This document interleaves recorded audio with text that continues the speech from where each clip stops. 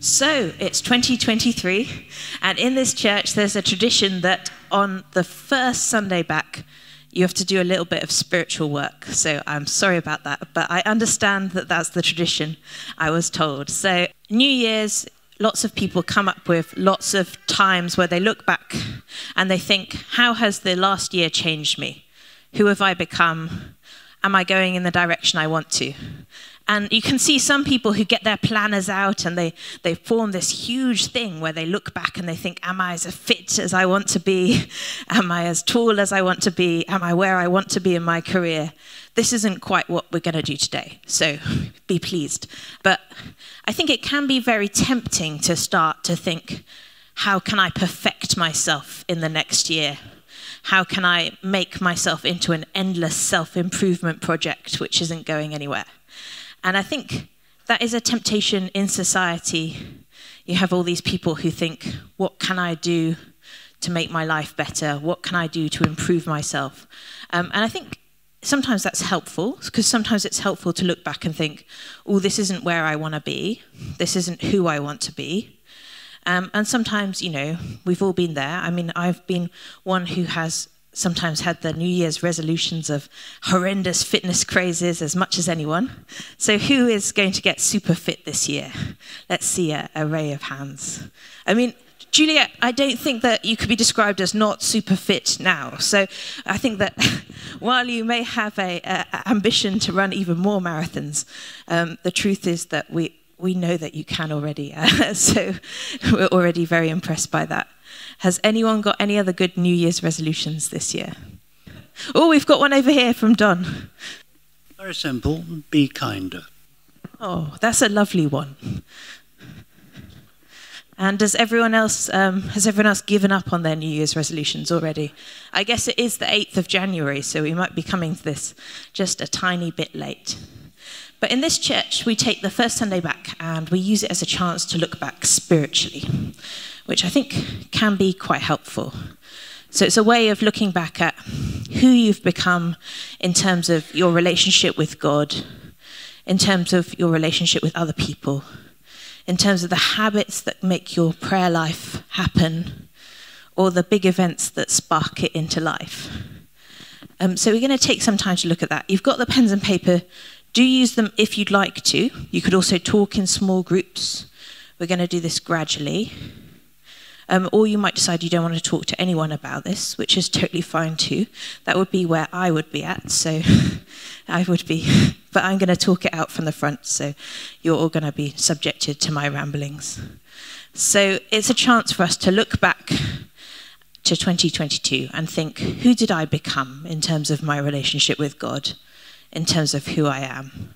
And to look forwards to 2023 and think, where is God leading me? Who is the person God wants me to be? So to get into this kind of thing, I don't really think there's any way that I can do it without gratitude.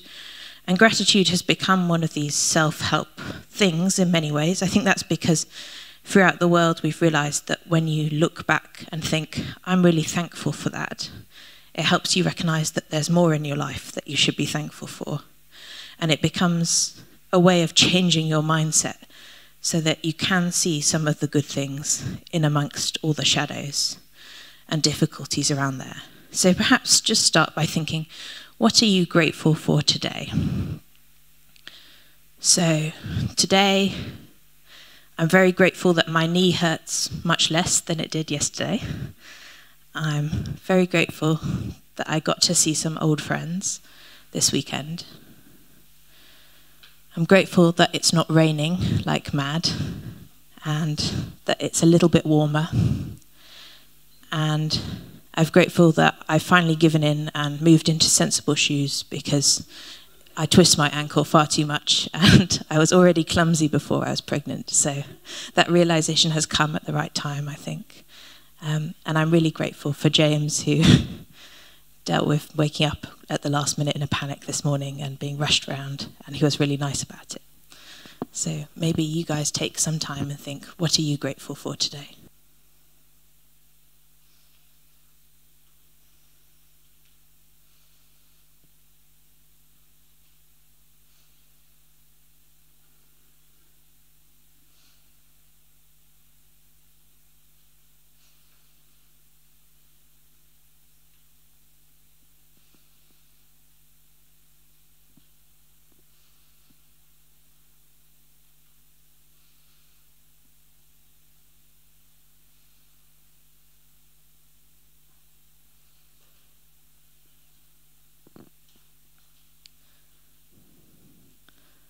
So now we're going to think back just a bit further and think, what are we grateful for in the last year? So I think, what am I grateful for in 2022? There are lots of things. I think becoming part of this community is one of the things I'm grateful for. Feeling more settled. I think we're grateful that we're going to have a baby in the next 3 weeks or so. Earlier would be better. Prayers, please. We're grateful. I'm really grateful for the times I've spent with Kathy and Pathway talking about forgiveness, which has made some things really warm, and the friendship there. I'm really grateful for time spent with you, all of you in the pub. And I'm really, really grateful that we've got another few years here. What are you grateful for from the last year?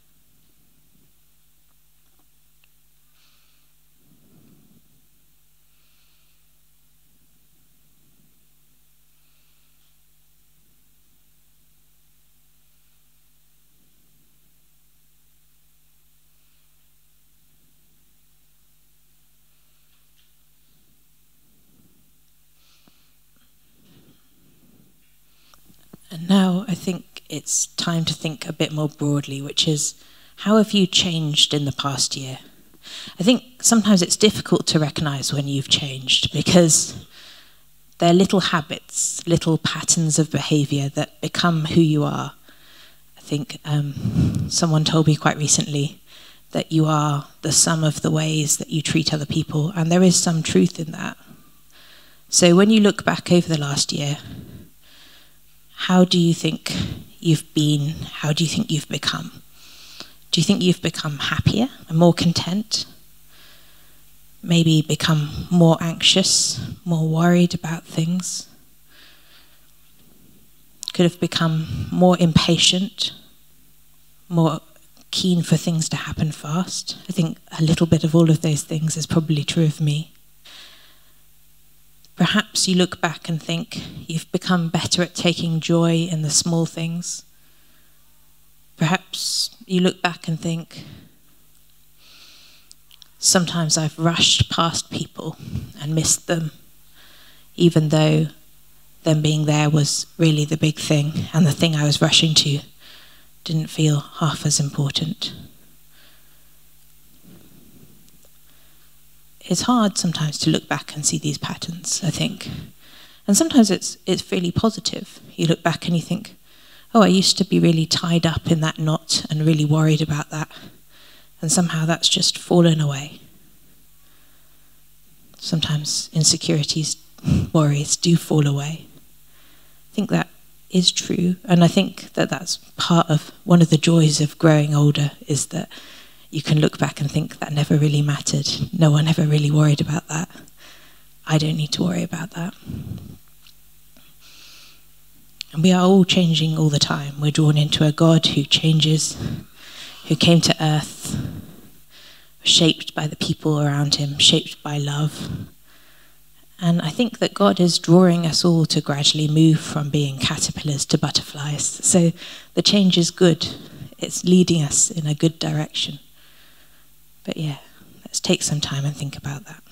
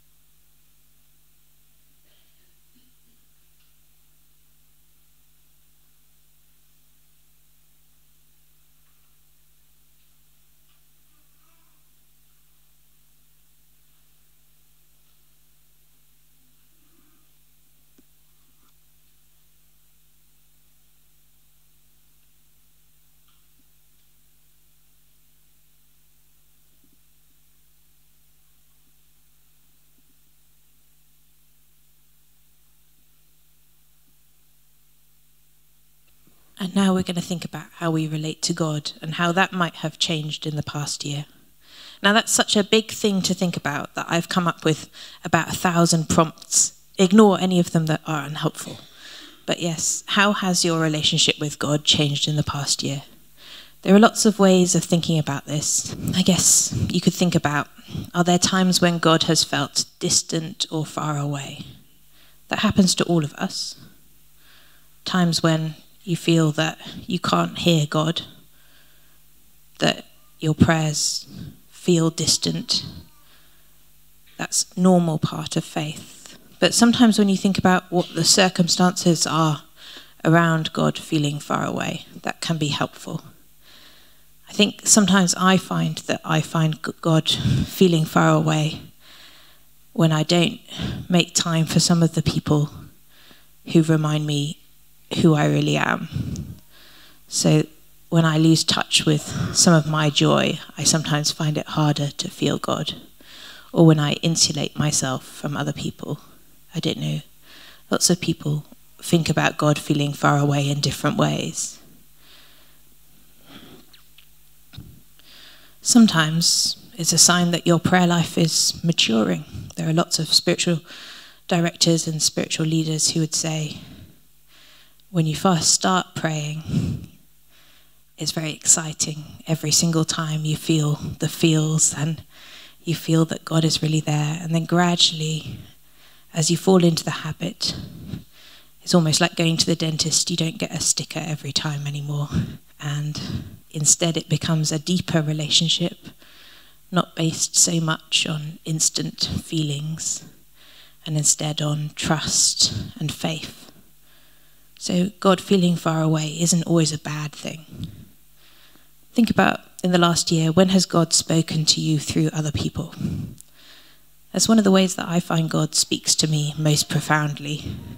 Sometimes I just don't see something and someone says, but that's right there. And you think, it was always there, wasn't it? There was always that joy, that beauty there, and I didn't see it. And I wouldn't have seen it if God hadn't prompted me to speak through someone else. There'll be times when God has directly spoken to your heart, where you feel drawn to something in a way that you can't explain, where you feel that there's a warmth or a joy somewhere that you didn't expect it. I think that's quite a lot of people's calling stories. Personally, for me, being drawn into the church was initially horrifying, and gradually became the place where I found my joy and the place I got moved towards. And so you can never tell where God's taking you, but sometimes I think following the sense of joy, the internal heart movements that God sometimes speaks through, can really lead you to exciting places. And one of the other times that I think sometimes you can tell something really important spiritually is going on is when you suddenly feel, no, I've got to pray about that. No, I need to pray about that. And you don't know why. Why am I praying about this person this week? Why am I praying about this situation? Why has that been important to me?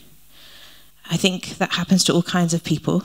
I remember a friend of mine who was fully president of the Atheists Association, who said that there was one night where he just went out for a walk and ended up on his knees. He didn't become a Christian, but he was moved to prayer. So it happens to all kinds of people in all kinds of places. Sometimes, perhaps, when you're thinking about your relationship with God, it's easier to think about things that happen. So like, how has your prayer life been? Have you been regular in praying? Does it feel like a structure you can depend upon? Are you surrounded by people of faith? I think it is important to see the people of your community of faith regularly. They kind of hold you to account, remind you what the love is about, and help you understand God in a deeper way. I think it's very hard, almost impossible, to be a Christian by yourself. I mean, I guess there are some people who are drawn to be a monk in a far-off hut or a hermit. I think unless you have that very specific calling, it's almost impossible on your own. Certainly, I would find it impossible on my own. Sometimes when my faith wavers, I turn to the people around me, and I'm held by the faith that keeps them going. I think most people feel like that sometimes.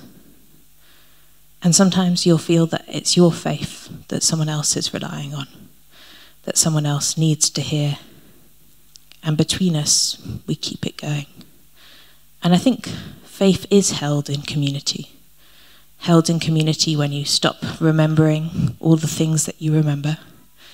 Held in community for the smallest babies who don't really understand what they believe. All of these people are held together by God in the church, in the people around them. I think prayer is great, but one of the other important spiritual things is, when do you spend time quietly listening? This is one I'm not so good at. When I'm praying, sometimes I'm talking and I'm talking and I'm talking.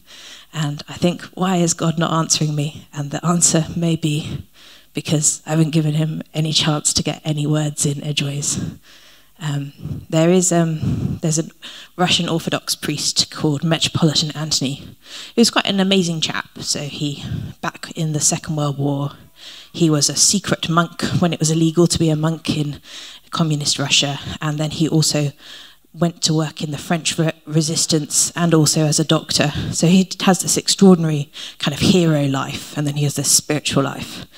And he said that when people came to him and said, I can't hear God speaking back to me, if they were an older lady, probably because he stereotyped terribly, he'd encourage them to knit towards God rather than to speak. He'd say, if you keep knitting towards God, then God will have the space to talk to you.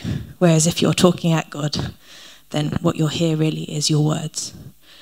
I've never been any good at knitting, but I think it's something that perhaps I should try. But something with that kind of pattern that gives you the space to quietly listen. So few of us have space to quietly listen. So how do you build that in? And I think sometimes spiritual life is kind of awesome. It can almost strike you around the face. This was one of the harder words for Kathy to translate, because I realised that when you speak in metaphors, they don't always translate between languages. Though, of course, the Hong Kong community are amazing at translating everything. But there are other times when you almost feel that God is there, and it's almost just slapping you around the face when you've been struck by awe or wonder or adoration. I hope that all of you get that sometimes. It can be rare, it can be exciting, and there are a few people, mostly nuns in my experience, who receive this kind of awe or wonder very regularly. I think the music here really helps, so sometimes that takes people into a place of awe, wonder, or adoration. And then there are kind of practical ways. Where has God been? Has God been there in the way that you've spent your time? Would you have spent that time if you thought that the Lord was coming tomorrow? Which is how we're all called to live, even though it almost feels impossible. Has God been there in the way that you've spent your money?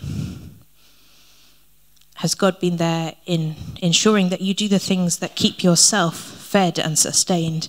Because at this church, at all churches, we strive very much to help others. But I don't think you can feed people unless you are fed yourself. So, has God been there in providing sustainable patterns where you are fed, where you are cared for, where you are reminded that you are a loved child of God who is as much worthy of space and love as any of the supposedly more needy people you might know around you? And I think sometimes, perhaps for me, the most important thing when I'm looking for God in my life is, where did you find joy? Because where joy is, I find God dancing. I think that it can be very easy to make God into this very serious, morose figure. And yet, I think sometimes you see it really nicely in the videos we use here. You know that Lumo clip where Jesus is splashing water everywhere? That's how I like to picture God, with a sense of humour and a smile. And I think God wouldn't have made people like us if he didn't have a sense of humour and a smile. So when I look back and I think these were the really joyful times, I often find that they are the times I look back to spiritually and think, that's what's going to keep me going. That little spark of light in the darkness, that's going to feed me for another month or so. So now that I've asked you all of those huge questions, now it's going to become an even bigger question, because I guess when you add all of that up, when you look at who you are, who you're becoming, where God has been, how your spiritual life has been, when you look back at the past year, do you think overall you've been becoming the person God has been calling you to be? And it's quite difficult to think, who is the person God's calling you to be? I mean, first of all, I guess God is calling us all to be loved children of God. People who God loves beyond measure and thinks are worthy, and understand that they're loved by God. That can be quite hard to hold. I think increasingly I have a sense when I'm being the person God is calling me to be. Perhaps you do too.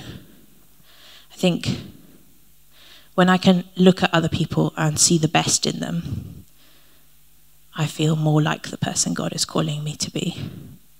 And I'm not defensive, I'm open. When I'm more smiley and less caught up in endless negative ramblings, which I do fall into sometimes, where this is terrible, and I never get round to doing the washing up.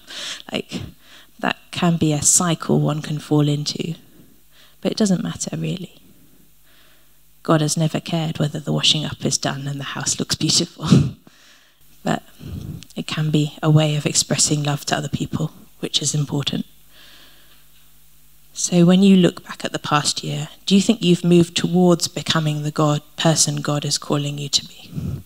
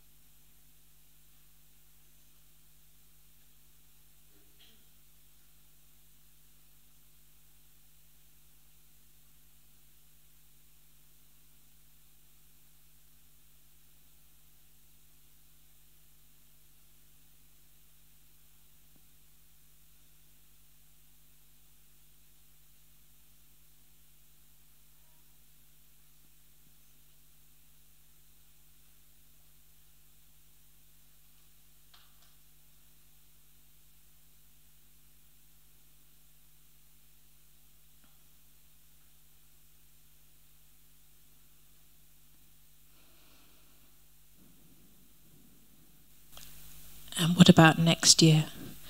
Next year, do you think you should keep moving in the direction that you're moving at the moment? Do you think you should take a step back and reevaluate some things? Do you think that it's possible God is calling you on an entirely new adventure next year? As terrifying as that might be, as exciting as that might be. It's almost impossible to imagine what the next year will hold when we look back over the last 4. But perhaps you've got an inkling, a sense that something's going to be more important, that someone might be more important, that there's a space of warmth you haven't explored yet. So if that inkling is there, what direction do you think God is calling you in?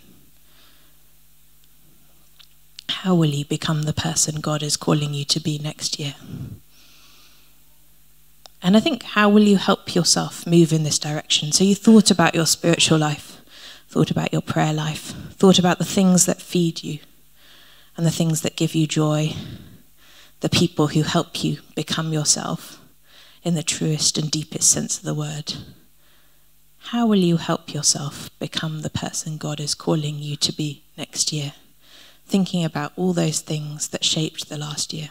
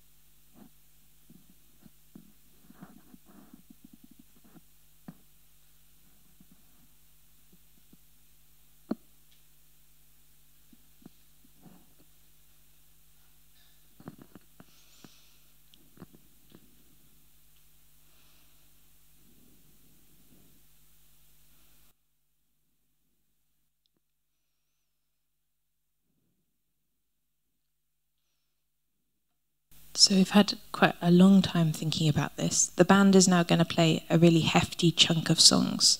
So do feel free to take the music and use it to keep praying, if that's helpful, to let all of this mull over, if that's helpful, or just to lose yourself in awe and wonder at the feet of the most amazing God. Amen.